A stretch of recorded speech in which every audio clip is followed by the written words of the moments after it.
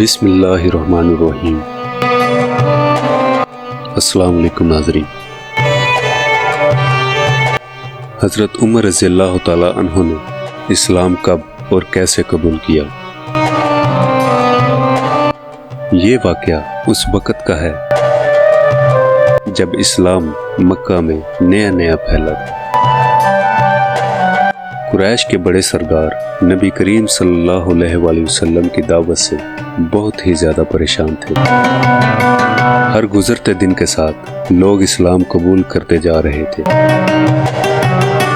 اور مکہ کے بت خانے خالی ہونے لگے تھے۔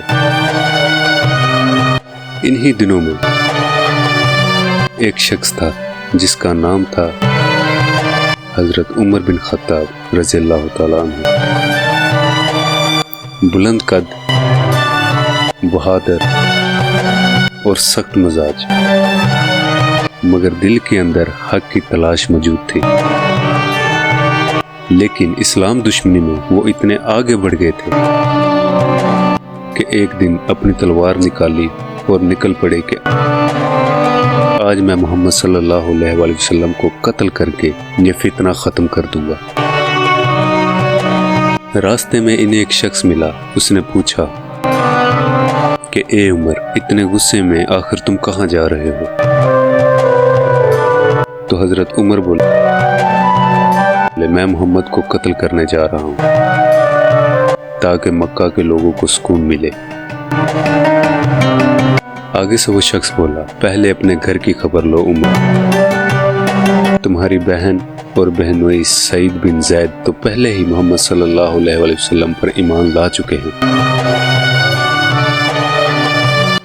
یہ سننا تھا کہ حضرت عمر رضی اللہ تعالیٰ عنہ کا چہرہ غصے سے سرخ ہو گیا۔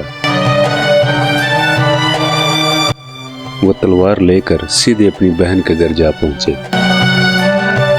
دروازے کے قریب جب پہنچے تو اندر سے قرآن کی تلاوت کی آواز آ رہی تھی۔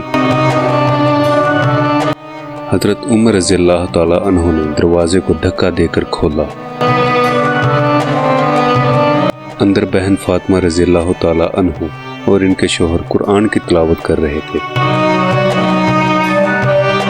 عمر رضی اللہ تعالیٰ عنہ نے غصے میں کہا، یہ میں کیا سن رہا ہوں؟ تم بھی محمد کے دین میں شامل ہو گئے ہو؟ اور غصے میں اپنے بہنوئی کو مارا۔ جب بہن فاطمہ آگے بڑھی ان کو بچانے کے لیے تو ان کے چہرے پر بھی چوٹ لگ گئی، خون بہہ نکلا، مگر بہن نے کہا، ہاں عمر، ہم ایمان لے آئے ہیں، چاہے تم ہمیں قتل کر دو، اب ہم کفر کی طرف واپس نہیں جائیں گے۔ یہ الفاظ تیر کی طرح عمر رضی اللہ تعالیٰ عنہ کے دل میں اتر گئے۔ انہوں نے بہن کا چہرہ دیکھا، خون میں لت پت مگر ایمان میں مضبوط۔ عمر رضی اللہ تعالیٰ عنہ بولے، وہ کلام دکھاؤ جو تم پڑھ رہے تھے۔ فاطمہ رضی اللہ تعالیٰ عنہ نے کہا، نہیں، تم ناپاک ہو، پہلے غسل کرو پھر قرآن کو پکڑ سکتے۔ حضرت عمر رضی اللہ تعالیٰ عنہ نے فوراً غسل کیا، پھر وہ صحیفہ کھولا اور جب آیت پڑھی، انی انا اللہ لا الہ الا اللہ انا فاعبدونی، میں ہی اللہ ہوں، میرے سوا کوئی معبود نہیں، بس میری ہی عبادت کرو، تو حضرت عمر رضی اللہ تعالیٰ عنہ کے جسم میں کب کبھی دوڑ گئی۔ انہوں نے صحیفہ بند کیا، آنکھوں سے آنسو بہنے لگے اور بولے، یہ کلام انسان کا نہیں ہو سکتا، محمد صلی اللہ علیہ وآلہ وسلم واقعی اللہ کے رسول ہیں۔ پھر وہ تلوار سنبھال کر سیدھے دار ارقم کی طرف روانہ ہوئے، جہاں رسول اکرم صلی اللہ علیہ وآلہ وسلم اپنے صحابہ کے ساتھ تشریف فرما تھے۔